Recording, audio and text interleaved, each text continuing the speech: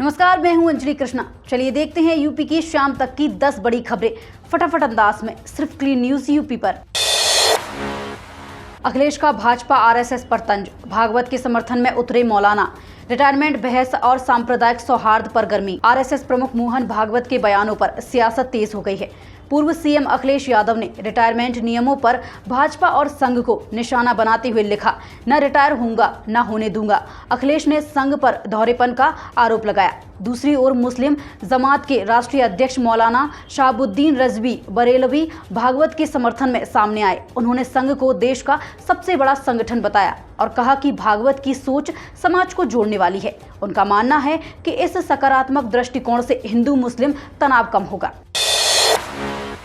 सपा कांग्रेस राज में भगाए गए हिंदू रिपोर्ट ने खोले बड़े राज। संबल हिंसा पर UP deputy CM Brajesh Pathak ने बड़ा बयान दिया। एनडीटीवी से बातचीत में उन्होंने कहा कि यह हिंसा सुनियोजित साजिश के तहत कराई गई, जिसमें स्थानीय नेता और इंतजामिया कमेटी शामिल थे। पाठक ने आरोप लगाया कि सपा कांग्रेस के राज में तुष्टीकरण की राजनीति ने हिंदुओं को संबल से बेदखल किया। वहीं 450 पन्नों की जांच रिपोर्ट मुख्यमंत्री योगी को सौंपी गई, जिसमें कट्टरपंथी संगठनों और भारी दंगाइयों की भूमिका का जिक्र है। हिंसा में 4 मौतें और 29 पुलिसकर्मी घायल हुए थे। यूपी में 8 जिलों में पटाखों पर पूर्ण प्रतिबंध। आदेश उल्लंघन पर होगी कड़ी कार्रवाई, 5 साल जेल तक सजा संभव। सुप्रीम कोर्ट के आदेश के बाद यूपी पुलिस ने बड़ा कदम उठाया है।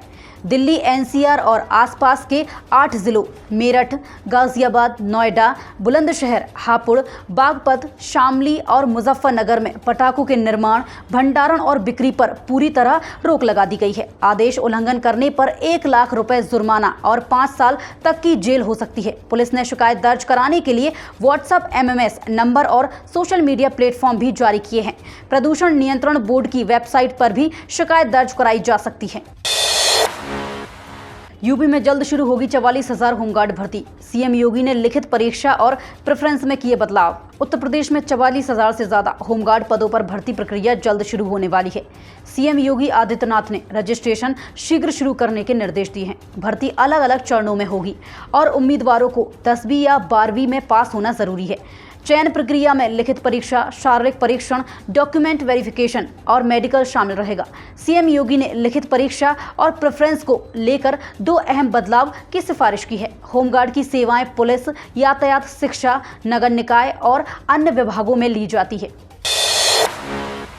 यूपी में खत्म होंगे 99% आपराधिक व्यापार कानून, जेल की जगह जुर्माना। सुगमय व्यापार विधेयक 2025 लाने की तैयारी। उत्तर प्रदेश में उद्योग और व्यापार से जुड़े 13 अधिनियमों के 99% आपराधिक प्रावधान हटाए जाएंगे। मुख्यमंत्री योगी आदित्यनाथ ने निर्देश दिए हैं कि अब कारावास की सजा की वजह जुर्माना और प्रशासनिक कार्रवाई होगी। इसके लिए सुगमय व्यापार विधेयक 2025 लाया जाएगा।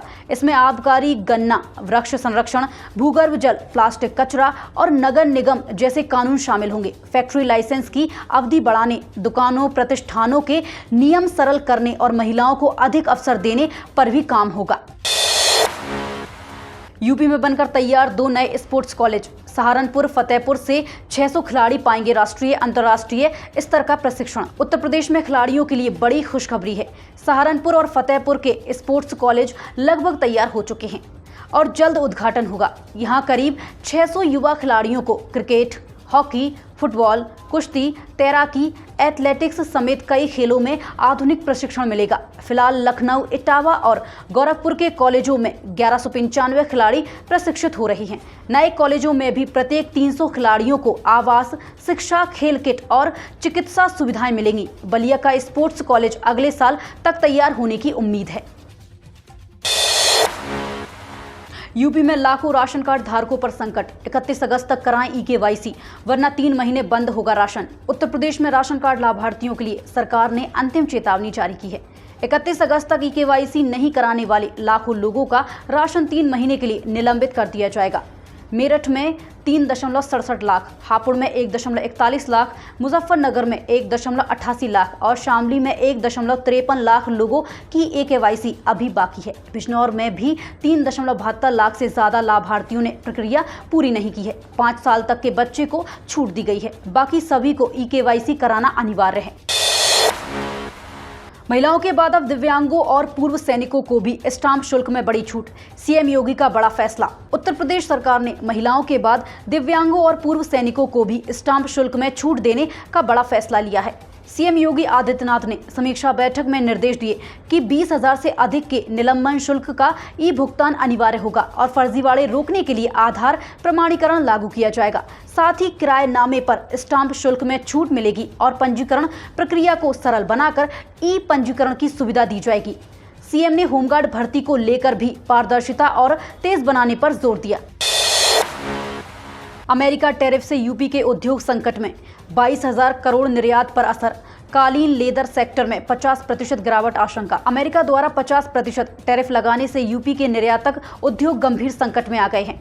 राज्य के करीब 22,000 करोड़ रुपए से निर्यात पर असर पड़ेगा और 40 से 50% गिरावट की आशंका है। सबसे ज्यादा मार लेदर, कालीन, टेक्सटाइल, पीतल और कांच उद्योग पर पड़ी है। यूपी से सालाना 1.86 लाख करोड़ का निर्यात होता है, जिसमें अमेरिका की हिस्सेदारी 19% होती है। कालीन जरदोजी के 1200 करोड़ के ऑर्डर अटक गए हैं, जिसमें पूर्वांचल के 50 लाख श्रमिकों की रोजी रोटी प्रभावित हो सकती है।